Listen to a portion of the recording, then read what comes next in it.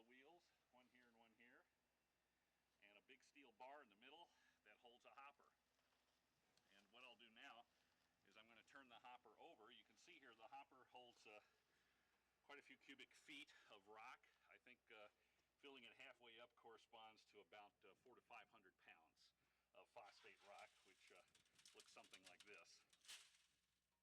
What I'm going to do now is turn the magnet around so that you can see it. Hopefully this won't erase the videotape.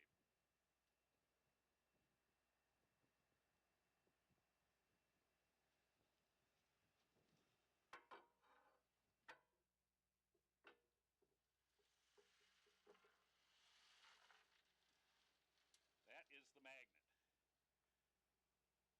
What you're seeing is a covering of stainless steel sitting over the tops of the permanent magnets, which are right here. They're very strong magnets. They're made of rare earths. This is a relatively new permanent magnet technology.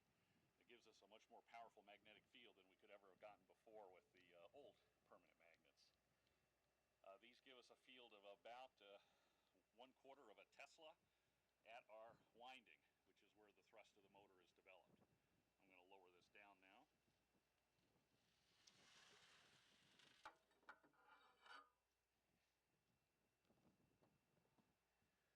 The pipe that the car sits in, we've cut it away here, but this is a standard wastewater pipe. It's made by Hobas. It's got a 24-inch inside diameter. It's a composite pipe. It's the inside is a epoxy glass structure, and then there's an epoxy-filled concrete composite on the outside. It's very strong, relatively light, and relatively cheap for a pipe this diameter. The windings are next. The windings are made out of what's called direct burial cable. It's just an ordinary wire that's got very strong insulation on it so that it will withstand ultraviolet light from the sun, rain, and so forth. It's perfectly legal to take this cable and bury it directly in the ground, and that's frequently done. We chose this cable because we knew for a mining application that the motors would be subjected to quite a bit of wear and tear, and we wanted to have them have a good long life. One of the other things we did that's hard to see from your vantage point in the video is the winding of this motor is done in a somewhat complicated way, but the complication is offset by the advantage that there are no joints in our windings. There's about 3,000 feet of wire in here wound in 3 continuous pieces. It's a 3-phase motor. There are no joints at all. Had we used the simpler winding, we would have had over 200 joints on every single motor, and sitting out here in the Florida sun and rain, I'm not sure that that would have been a very good idea.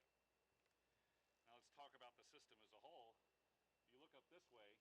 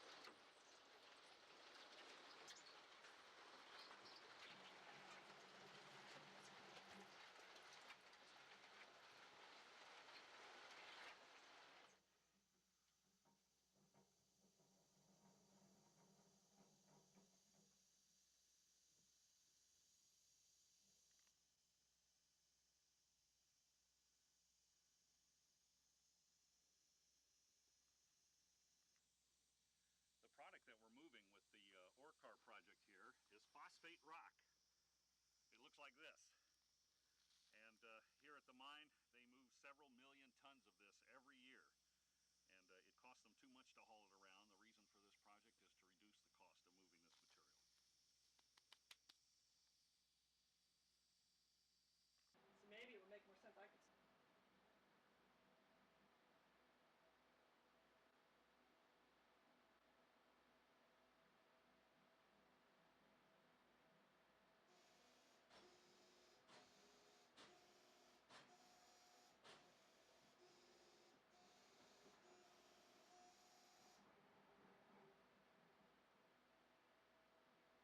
We're inside the trailer now where we supply the power to the motors for the Orcar system, also where we control its speed and direction and so forth. I'm sitting in front of the computer screen, which is where we do all the controls. Basically, the screen we have here is a development screen.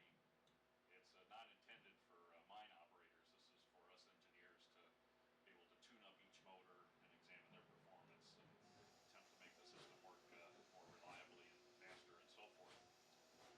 This screen shows the status of each motor, how much current we put through it, how much speed the car gained as it went through the motor, and so forth and so on. It's kind of hard to see this screen on a video recorder, so rather than show you that, I'm going to show you the rest of the hardware in the system. The actual control of the Orcar is done with this device here. This is an Allen Bradley SLC5 programmable logic controller. It's basically same as a PC. It's a small computer, but it has very good input and output capabilities. It can control switches and relays, measure voltages and currents, temperatures, things like that. So the connection is from the computer to this system. We could actually turn the PC off and the Orcar would keep running because this box is the one that does all the controls. Down here is where the connections then go to all of the Robicon drives. These are the Robicon drives. I'll open one up for you in a minute. They're running right now. These are more or less standard 100 horsepower current source inverter drives. We have modified them for use on the Robicon. On motor drives that actually put the current in the motors that force the car back and forth through the pipes. These started their life as standard induction motor drives, and then at M Technology we designed new control circuits so that they would be able to control the linear synchronous motor that we use in the Orcar. You can hear each one buzzing as the car goes by. You can also hear a thunking as the car goes by. We're actually, for reasons of economy on this prototype setup, have one drive running every 2 motors. So after it passes through a motor, you'll hear the relays thunk. Hear that thunking noise? That's just it connecting to the other motor. So this one runs motors 5 and 10, this one runs motors 4 and 9, and so forth. I'm going to go shut the system down now, and then we'll open up these cabinets after we've turned the power off so you can see what's inside one. This is the Robicon drive that I told you about, and here's what it looks like inside. We have 480 volt power that comes in through the circuit breaker here, and it's then rectified to DC with the SCRs here.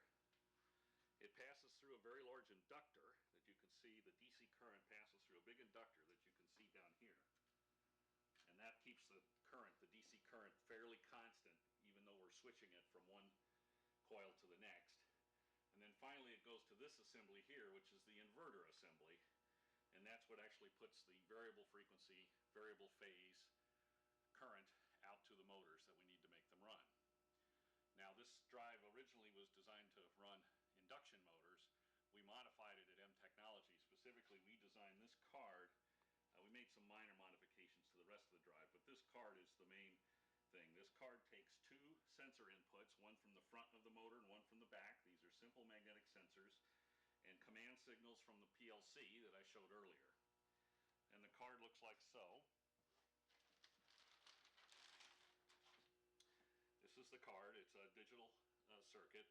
Here missing are 2 read-only memories, and we program into those memories a specific profile that tells this card for a given speed of the car how fast you can accelerate.